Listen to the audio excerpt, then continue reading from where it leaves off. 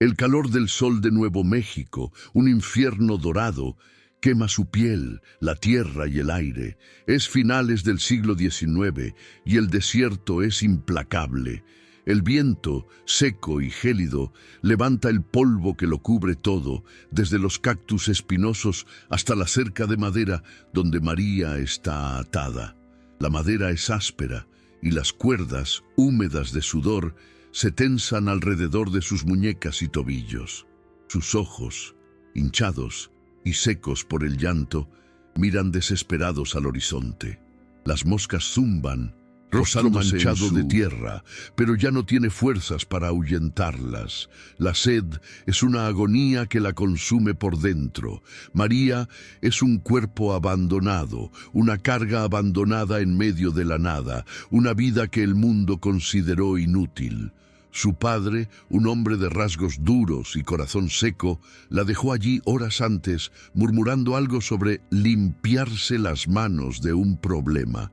Sus palabras, como cuchillos, aún resuenan en su mente. La injusticia es una sombra que se cierne sobre la escena. El aire, caliente y pesado, vibra con la crueldad del acto. La cámara se acerca, enfocando las manos de María, callosas y agrietadas, que cuentan la historia de una vida de trabajo duro e ingratitud. El sol implacable marca su rostro con la huella del sufrimiento, su piel bronceada y arrugada prematuramente. Las cuerdas gruesas y sucias parecen un símbolo de toda su vida, una existencia atrapada, sin libertad, sin opciones. La tierra, agrietada y árida, refleja su propio yo interior, la esperanza que se desvanecía con cada día de miseria. La granja de su padre es ahora solo un punto lejano en el horizonte, un recordatorio del hogar que nunca fue un hogar, de la familia que la rechazó. El olor a sudor, polvo y desesperación llena el aire. María, de 18 años, es un retrato de resiliencia forzada. Su ropa, una falda de algodón desteñida y una blusa rota, apenas cubre su delgada figura. Su cabello, atado en una trenza suelta y polvorienta, esconde un rostro cubierto de tierra y lágrimas, secas. A pesar de todo, en sus ojos, bajo la capa de dolor y desesperación, hay una chispa tenaz, un destello de dignidad que la sociedad ha intentado extinguir sin éxito.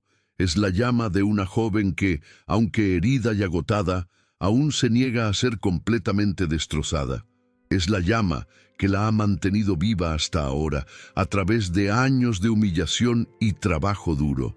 Es esta pequeña chispa de vida la que, irónicamente, la impulsa a luchar contra el abandono, incluso cuando su cuerpo clama por la rendición. Su padre, un hombre llamado Alonso, la abandonó allí con una fría sentencia, un epitafio para el futuro que le negaba: «Ya no eres mi problema».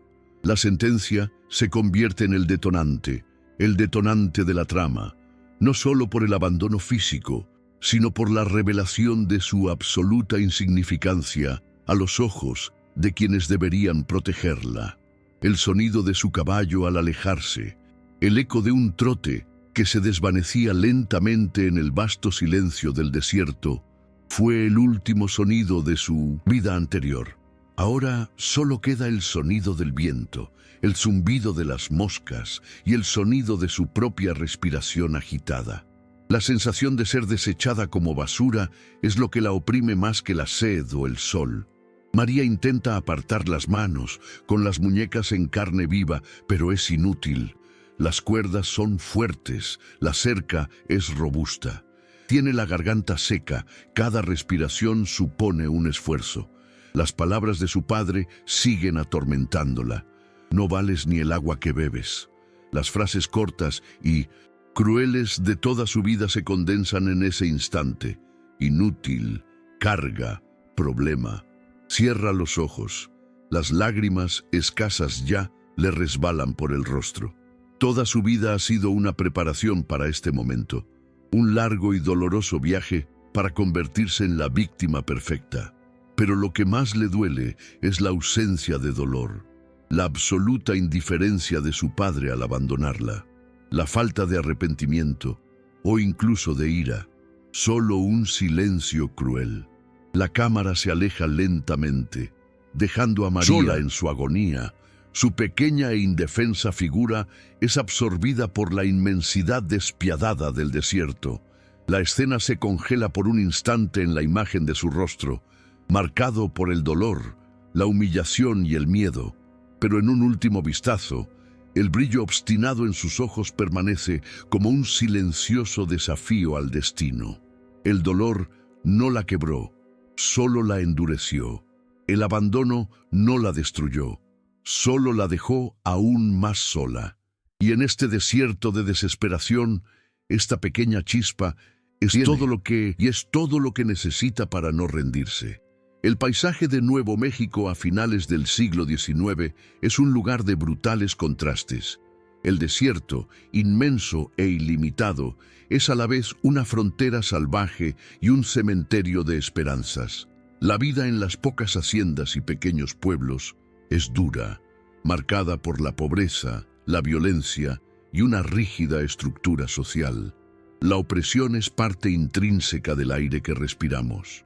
Grandes ganaderos y una pequeña élite blanca dominan, mientras que los descendientes de indígenas y españoles, mestizos y empobrecidos, luchan por sobrevivir en tierras que les fueron robadas. El prejuicio contra las mujeres y los pueblos indígenas es sistémico, arraigado en todos los aspectos de la vida, desde la burocracia gubernamental hasta la mentalidad del hombre común que los considera propiedad, no personas. El sol del desierto no distingue, pero la sociedad local sí. María, con su piel oscura y rasgos que reflejan la herencia de su tierra, encaja a la perfección en el grupo de los desechables. Su madre, una mujer de un pueblo pobre, murió de fiebre cuando ella tenía solo 5 años. El recuerdo de su madre es difuso, pero el aroma a lavanda y el sonido de su voz cantando canciones de cuna son los únicos recuerdos entrañables que conserva. Tras la muerte de su madre, se convirtió en una sombra en el hogar de su padre, Alonso, un hombre cruel y amargado. Él la veía como un recordatorio constante de la esposa que perdió y descargaba toda su frustración en ella. María se vio obligada a trabajar en la granja desde los 7 años, aprendiendo con sus manos infantiles a cosechar maíz, cuidar los animales y limpiar la casa. Nunca fue una hija, sino una esclava, una boca más que alimentar. La vida de María transcurrió bajo la sombra de la soledad. Los demás niños la rechazaban por su pobreza y porque su madre había sido una mujer de pueblo, un eufemismo para sus orígenes humildes. Creció sola, hablando poco, con sus sentimientos ocultos en un profundo silencio. Sus únicos amigos eran los animales de la granja y el vasto cielo estrellado del desierto que observaba desde la ventana de su pequeña choza. En la inmensidad del cielo nocturno, soñaba con una vida diferente, una vida donde pudiera ser amada y tener dignidad. Soñaba con tener un terreno propio, una pequeña choza donde pudiera plantar flores y vivir en paz. Pero la vida real era muy diferente.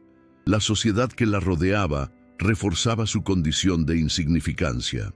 Cuando intentó vender verduras en el mercado del pueblo, fue expulsada por comerciantes que la acusaron de robar clientes. Cuando intentó conseguir trabajo en el hogar de una familia adinerada, fue rechazada con desdén. La sociedad tenía un lugar para ella, y era el lugar más bajo. Era la vida de una mujer que nadie quería, sin dote, sin familia que la protegiera. Los hombres la miraban con lujuria, pero la despreciaban en público. Las mujeres la evitaban, temiendo que su mala suerte se les contagiara. María aprendió desde muy joven que no podía contar con nadie, que su única fuerza era su propia resiliencia. Era una lucha diaria para evitar ser completamente borrada. Los obstáculos externos eran una constante: el hambre, la burocracia para obtener cualquier documento legal, la crítica social que se extendía como la pólvora. Su padre era el mayor obstáculo, su figura opresiva, un peso que le impedía siquiera soñar con la libertad. Y los obstáculos internos eran aún mayores. El trauma de su infancia, la creencia de que no merecía amor y estaba condenada a la soledad, el miedo a arriesgarse, a intentar algo nuevo y volver a fracasar, a ser humillada una vez más, la sensación de que no valía la pena luchar por ello, porque el mundo era un lugar cruel y ella era solo una más de sus víctimas. Esta era la prisión más fuerte que la mantenía cautiva. La tensión crece con la desesperanza. María ve su vida como un ciclo interminable de trabajo y humillación. Se aferra a su última posesión, un pequeño amuleto de madera que su madre talló para ella, lo único que le queda de la única persona que la amó. Lo sostiene con fuerza, sintiendo la textura de la madera en la palma de la mano. La única conexión tangible con un pasado de afecto. El recuerdo de su madre es lo que la sostiene, la esperanza de que algún día pueda ser tan amable y cariñosa como ella. Pero esta esperanza se desvanece con cada día que pasa, con cada humillación sufrida. El amuleto, antaño símbolo de amor, se convierte en un doloroso recordatorio de lo que ha perdido. Antes del evento principal, la vida de María es una imagen de soledad. Se levanta antes del amanecer, cuida la granja de su padre, come lo que le dan y duerme sola en una choza en el patio trasero. No tiene amigos ni con quién hablar. Su vida diaria es monótona y agotadora. La única escapatoria es sentarse en un viejo tronco y contemplar el horizonte, imaginando lo que hay más allá de las montañas. Se pregunta si existe un lugar donde personas como ella sean bienvenidas, donde la dignidad no tenga que ganarse a cada paso. Pero pronto la realidad la golpea, la voz de su padre llamándola a trabajar más, y regresa a su rutina de miseria. La humillación final llega cuando su padre la ata, un acto que cristaliza todo lo que ha sufrido. No la vendió, no la mató, simplemente la abandonó, como un granjero que deja morir a un animal viejo e inútil.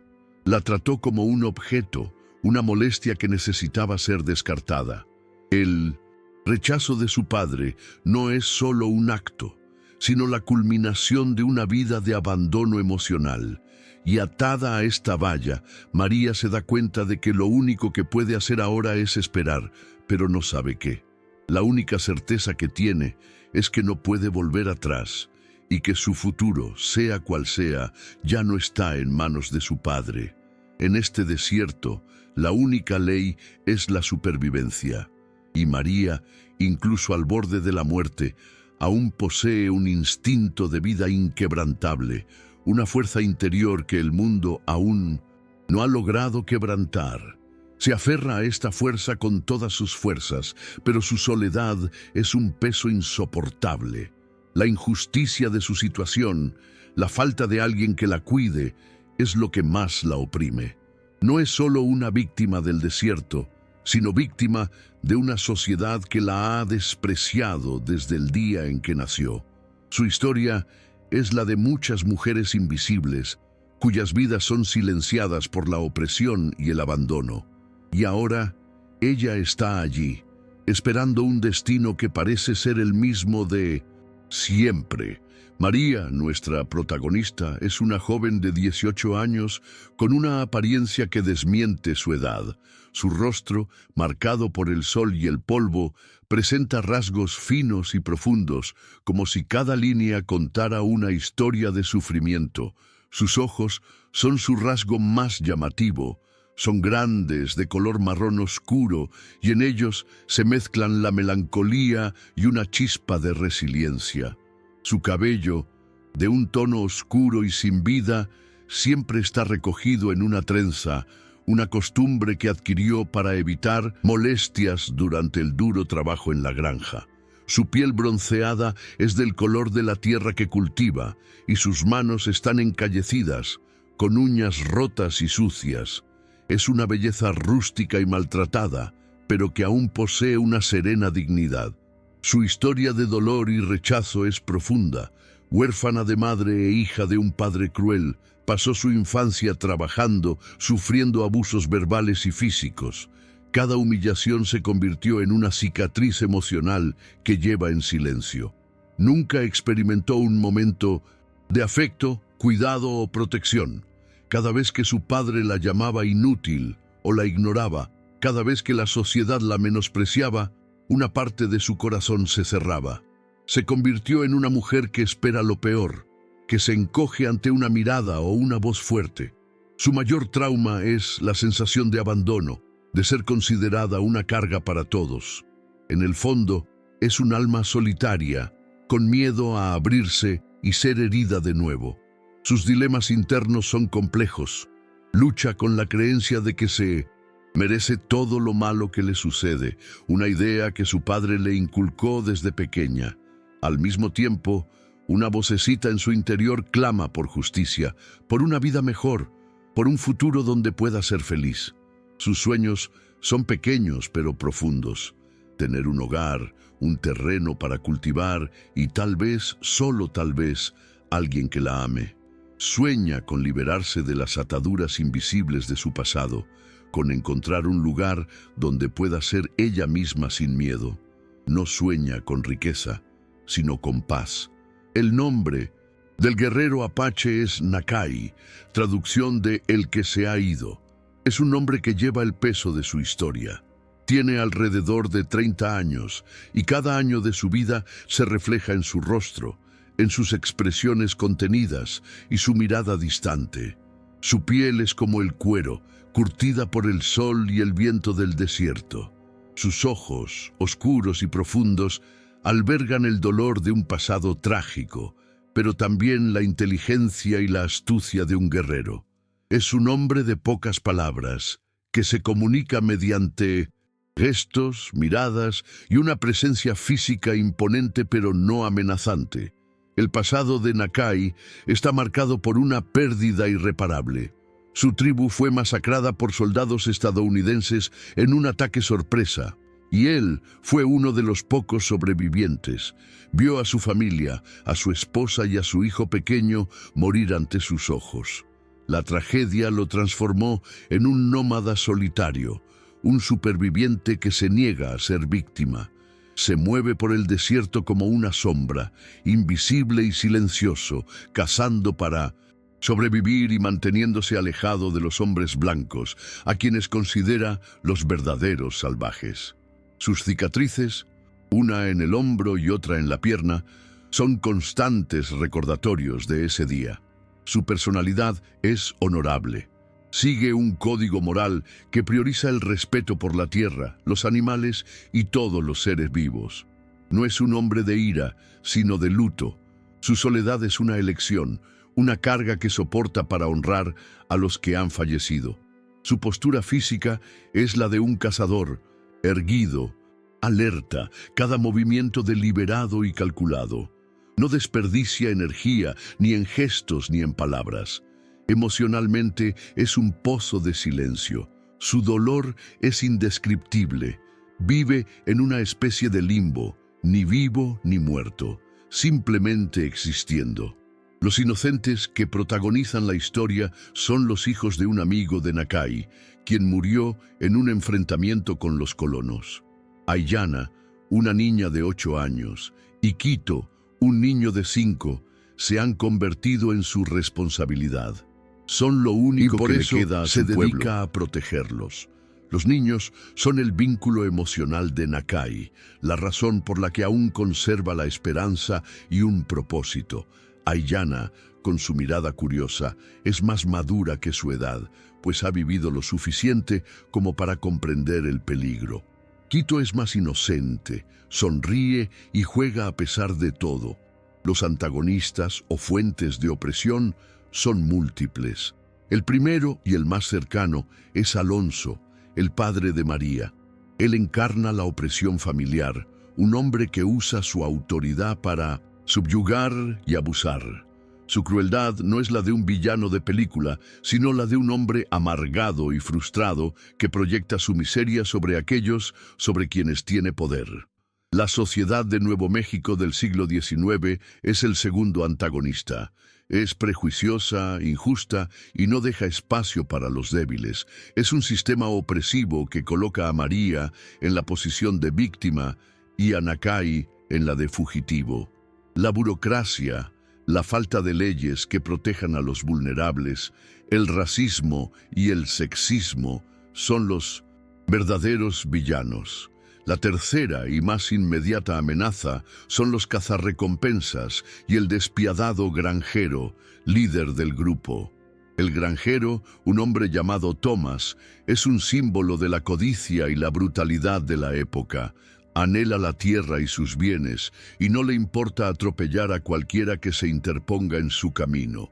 Es la personificación del poder sin escrúpulos.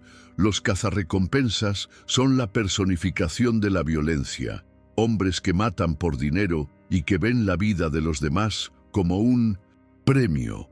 Son el peligro físico, la amenaza que María y Nakai tendrán que afrontar de frente. Son la razón del dramático clímax de la historia. El padre de María, Alonso, es un hombre delgado y de piel seca, con una mirada de desprecio que dirige a todos. Solo le importa su propia supervivencia. Su decisión de abandonar a María no fue un acto de ira, sino de pragmatismo. La veía como un peso muerto, una boca más que alimentar en tiempos de escasez. Su crueldad es fría y calculada. El prejuicio social se manifiesta en los diálogos de los demás personajes, en sus miradas de desprecio, en las puertas cerradas. El granjero Thomas es un hombre corpulento, de rostro enrojecido y risa estridente y cruel. Es la imagen misma de la opresión que se acerca, armada y peligrosa.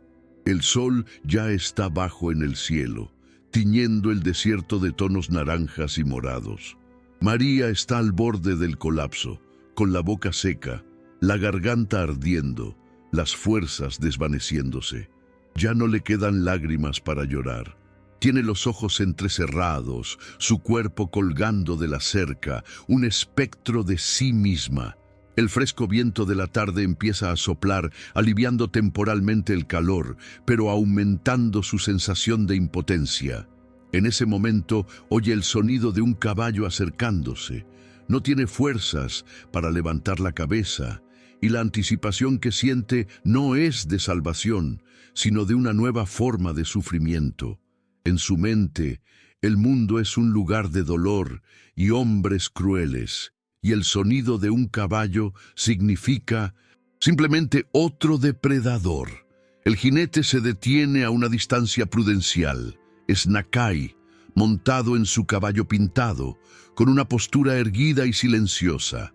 Está cazando, y aunque intenta evitar las huellas de los hombres blancos, no puede ignorar la frágil figura atada a la cerca.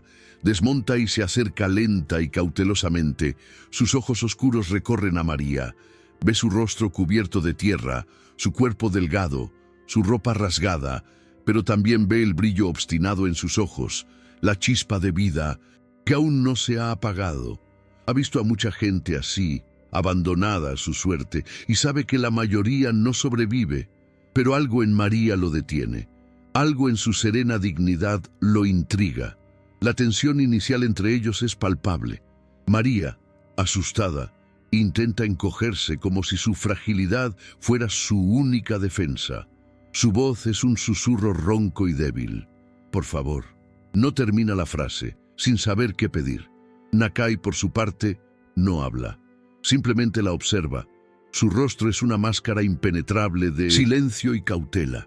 Existe un abismo cultural entre ellos, una barrera de idioma, historia y prejuicios. Él es un guerrero apache. Ella, descendiente de los españoles, los mismos que invadieron la tierra de su pueblo. La desconfianza llena el espacio entre ellos.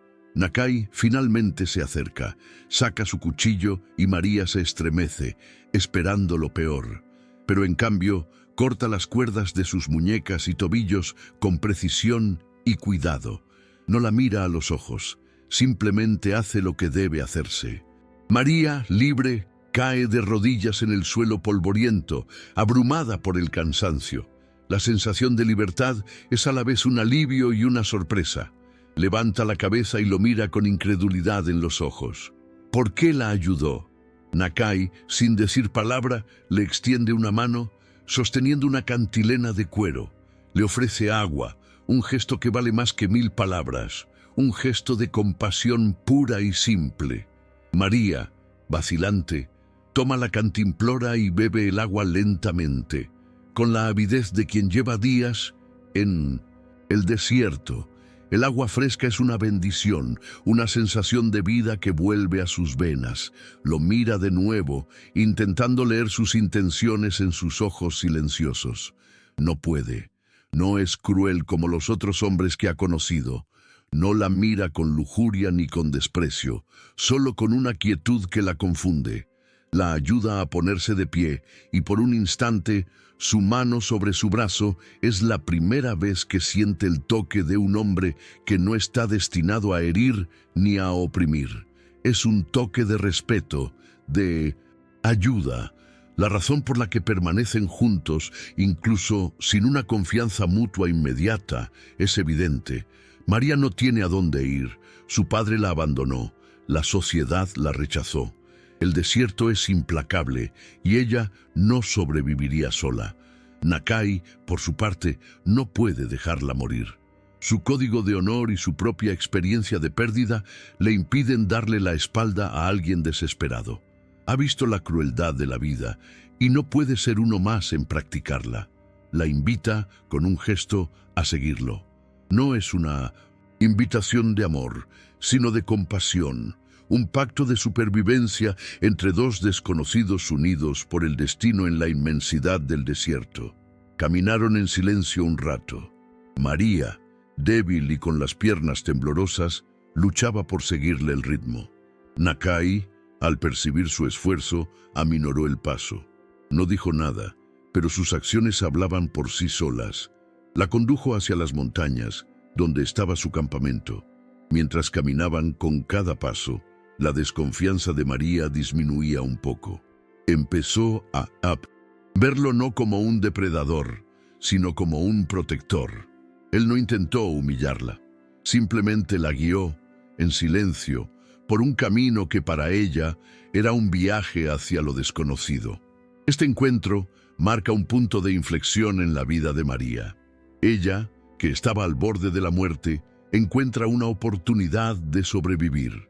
Nakai, que vivía en una soledad autoimpuesta, encuentra una nueva responsabilidad, una nueva persona a la que proteger e, indirectamente, una nueva razón para vivir. El viaje que comienza allí no es solo un viaje físico por el desierto, sino también emocional para ambos. Es el inicio de una conexión que trascenderá las barreras lingüísticas y culturales, un viaje que sanará sus heridas internas y redefinirá su percepción de sí mismos y del mundo. Cae la noche y el desierto se vuelve frío. Nakai se detiene en un pequeño refugio de piedra, enciende una fogata y el calor le reconforta. María está sentada cerca, observándolo. Él no la mira, pero sabe que está ahí. Le ofrece un trozo de carne seca y un poco más de agua. El silencio entre ellos es diferente ahora. Ya no es un silencio de desconfianza, sino de respeto. Él la salvó, y ella le dio las gracias con una mirada. Y en este primer campamento, bajo el vasto cielo estrellado del desierto, ya no son un apache y una mujer sin nombre, sino dos supervivientes, dos almas solitarias, que se han encontrado. El campamento de Nakai, oculto en una grieta de las montañas, es un santuario improbable. Es un lugar sencillo, con una tienda de campaña hecha de pieles, una fogata en el centro y algunas herramientas. El olor a humo y tierra mojada impregna el aire. María observa todo con silenciosa admiración. Allí conoce a los dos niños, Aiyana y Quito. Aiyana, con sus ojos abiertos y curiosos, la observa con recelo. Quito, el más pequeño, Es el primero en acercarse, con una sonrisa inocente. La presencia de los niños alivia la tensión al instante. Es un atisbo de familia, algo que María nunca tuvo. Nakai, con un gesto amable, le ofrece a María una manta de piel y ella la acepta agradecida. La pequeña tienda es un lugar de calidez y seguridad. Duerme más profundamente que en años. A la mañana siguiente, Nakai le prepara la comida. No la invita, solo la sirve. Es un gesto pequeño pero poderoso. Comparte lo que tiene, una muestra de confianza. Le enseña a hacer pan ácimo y a asar carne al fuego. María, con sus manos hábiles, aprende rápido y la alegría de ser útil y valorada es algo nuevo y emocionante para ella. Su relación se desarrolla a través de pequeños gestos. Nakai le enseña a identificar plantas comestibles en el desierto y a cazar con cuchillo. María, a su vez, enseña a los niños a cantar una canción de cuna de su infancia, lo único que recuerda de su madre. El sonido de su voz, antes tan silenciosa, ahora llena la pequeña tienda, y Nakai la observa con rostro impasible, pero sus ojos revelan un destello de emoción. La rebautiza Mora, la de la esperanza, un nombre que lleva el significado de su viaje. María, que siempre ha sido un número, ahora tiene un nombre, una identidad y, lo más importante, esperanza. El vínculo se fortalece gradualmente. Una noche, sentados alrededor de la fogata, María mira al cielo estrellado y habla de su madre. Habla de la soledad y la crueldad de su padre. Nakai, por primera vez, dice más de una o dos palabras. Habla de la masacre de su tribu, de la pérdida de su esposa e hijo. Habla no con ira, sino con una profunda y resignada tristeza. Es un intercambio de heridas internas compartidas, una revelación que los une a un nivel más profundo que cualquier atracción física. Son dos almas perdidas que han encontrado en el otro un reflejo de su propio dolor. En este proceso, las barreras emocionales comienzan a derrumbarse. María, antes tan retraída y asustada, comienza a abrirse, a reír con los niños, a hablar con Nakai. Todavía tiene miedo, pero la seguridad que ofrece el campamento es un bálsamo para sus heridas. Nakai, a su vez, comienza a reír con los niños, y el silencio que lo envolvía comienza a romperse. Ya no solo existe, sino que vuelve a vivir. Encuentra en María no una carga, sino una compañera, alguien que lo comprende, que comparte su dolor y su esperanza. La soledad que cargaba comienza a disiparse. No se enamoran de repente ni de forma romántica. El amor que florece entre ellos es más profundo, más duradero. Es un amor que nace de la comprensión mutua, la empatía y el respeto. María se enamora del hombre honorable que es, de su fuerza y su discreta bondad. Nakai se enamora de la resiliencia y la bondad innata de María, de su capacidad para encontrar esperanza incluso después de todo. Su amor es como el agua que la mantiene viva, una necesidad, una salvación, una promesa de vida en un desierto de muerte. Su relación se consolida con acciones, no con palabras. María cura la herida de Nakai, que arrastra de la batalla contra los soldados y lo hace con una delicadeza que él jamás ha experimentado. Él, a su vez, le enseña a defenderse, a luchar, a usar un cuchillo para protegerse a sí misma y a los niños. Con cada gesto, con cada intercambio de cariño, se acercan más. Ya no son dos desconocidos, sino un pequeño grupo, una familia improvisada formada en medio de la nada, unida por el destino y la voluntad de sobrevivir. Su vida en el campamento es una rutina de paz y trabajo. Cazan, recolectan, cocinan y cuidan a los niños. María se siente útil, valorada y siente en casa, en paz, Nakai con su nueva familia. Su conexión no se basa en una atracción superficial, sino en el alma, en la comprensión de quiénes son, su dolor y sus esperanzas.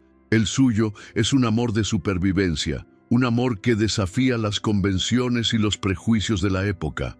Es un amor puro, nacido de la compasión y se ha convertido en el cimiento de sus vidas. Y en un momento de silencio, cuando los niños ya duermen y el fuego arde lentamente, María toma la mano de Nakai. Él no la aparta, simplemente la abraza con fuerza. No hay besos apasionados ni declaraciones de amor, solo el roce de dos manos callosas, dos almas heridas que han encontrado el uno en el otro lo que el mundo les negó, un hogar. Y en este simple gesto encuentran la esperanza de un futuro, de una vida que construirán juntos en medio del desierto contra todo pronóstico. La tranquilidad del campamento se ve brutalmente interrumpida. Un grupo de hombres liderados por el cruel granjero Thomas y algunos cazarrecompensas encuentran la grieta en las montañas. El sonido de los caballos y los ladridos de los perros resuenan en el cañón. María, al ver a Thomas, siente que el terror de su pasado regresa con toda su fuerza. Se encoge de miedo, temblando, pero Nakai se yergue ante ella en postura protectora, un escudo humano que sabe que la defenderá con su propia vida.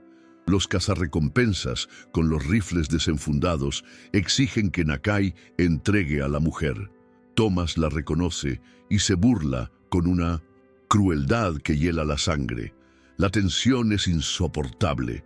Nakai, con su voz serena y firme, habla en su lengua materna, una barrera que solo aumenta la furia de Thomas. Habla de honor, de protección. Thomas ríe y señala a María. «Esa mujer es mía, huyó de mi servicio y ahora pagará por ello». La mentira, la injusticia, le hierve la sangre a María, pero el miedo le impide hablar. Nakai, con un movimiento rápido, coloca la mano sobre el cuchillo que lleva en el cinturón. Los cazarrecompensas, hombres brutales y desalmados, rodean el campamento, apuntando con sus rifles a los tres y a los niños, que se esconden aterrorizados detrás de María. La situación es de vida o muerte. El tenso conflicto comienza con un intercambio de disparos. Nakai, con la agilidad de un guerrero, esquiva y se esconde tras una roca, luchando con su cuchillo contra los rifles de los hombres. María, con los niños en brazos, grita desesperada y en un instante de lucidez la humillación del pasado la golpea. Ya no puede ser una víctima. Ella, antes prisionera del miedo, se levanta con los niños protegidos tras ella y confronta a Thomas. Lo llama mentiroso, cobarde. Su voz, antes un susurro, ahora es firme y llena de valentía. Lo confronta con la verdad, con la injusticia que representa. La valiente decisión de María cambia el curso de la historia. Mientras Nakai lucha contra los cazarrecompensas, María se convierte en una fuerza activa en la batalla. Toma una piedra y se la lanza a uno de los hombres, distrayéndolo un instante. Nakai aprovecha la oportunidad para desarmarlo e inmovilizarlo. Ella, que siempre ha estado a merced de los hombres, ahora lucha junto al hombre que la salvó. Se niega a ser un premio, una propiedad.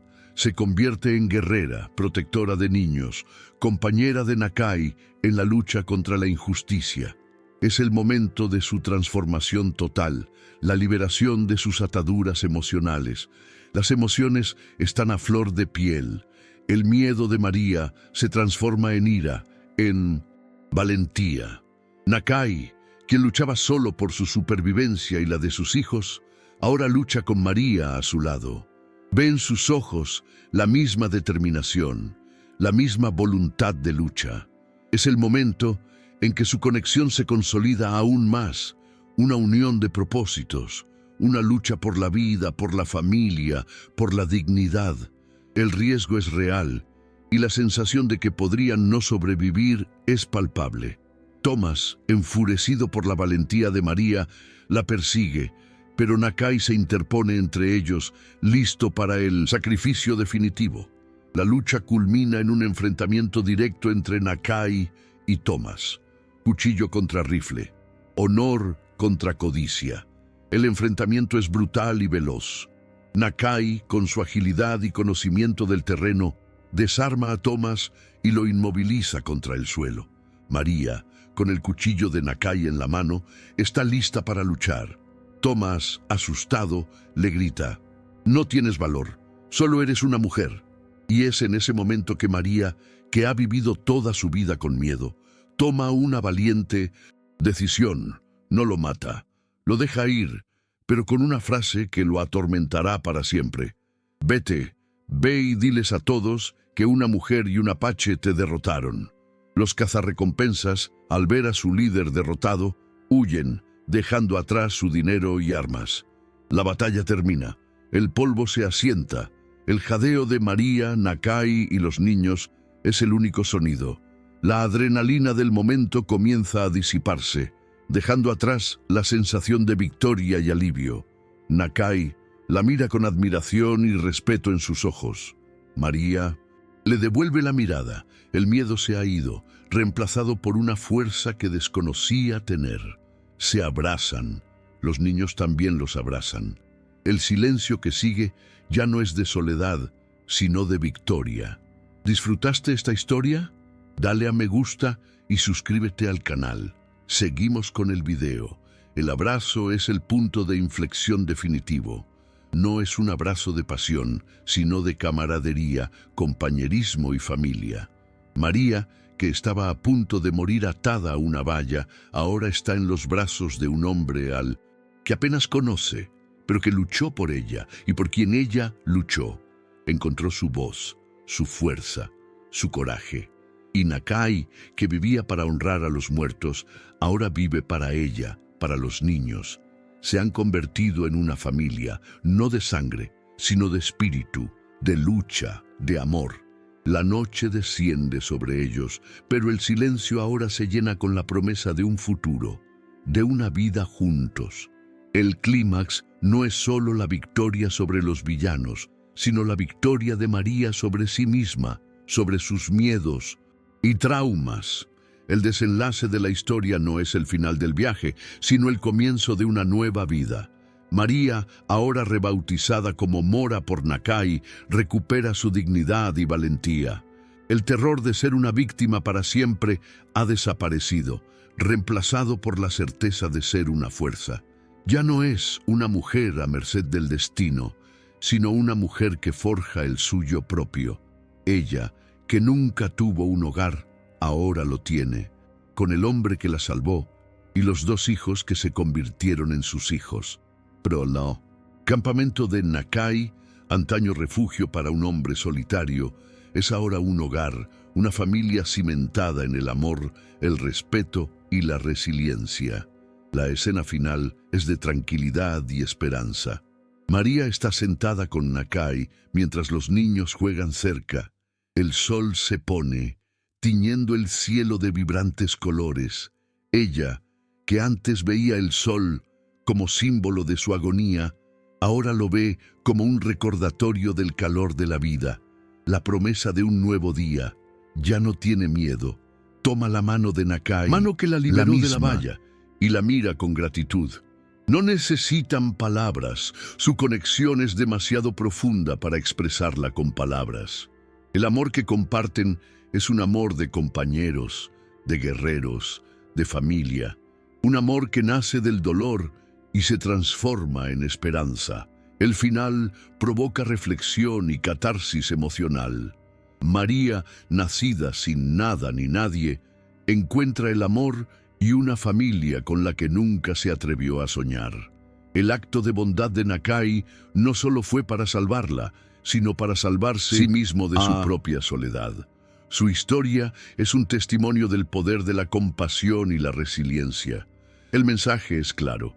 Incluso en el desierto más árido de la vida, es posible encontrar un oasis de amor y dignidad. La injusticia no vence a la bondad. El odio no vence al amor. Es una historia de segundas oportunidades, de redención, de encontrar esperanza donde parecía no existir. La escena final es memorable. María y Nakai están sentados, contemplando el horizonte, mientras sus hijos juegan Su imagen, la de una familia improvisada pero amorosa, es la imagen final. La historia termina con una cita de María, un pensamiento interior que resume toda su trayectoria. El amor no tiene precio y la dignidad no se compra, se gana con la propia vida. Es una cita que deja al público impactado y pensativo, conectando con la moraleja de la historia. La historia de María y Nakai es la de dos personas que, en medio del odio y la crueldad, encontraron el amor. Epílogo opcional. Después, el campamento de Nakai se ha convertido en una pequeña comunidad. Ya no están solos. Otros nómadas, otros desplazados, otros apaches que huyen de la persecución se han unido a ellos.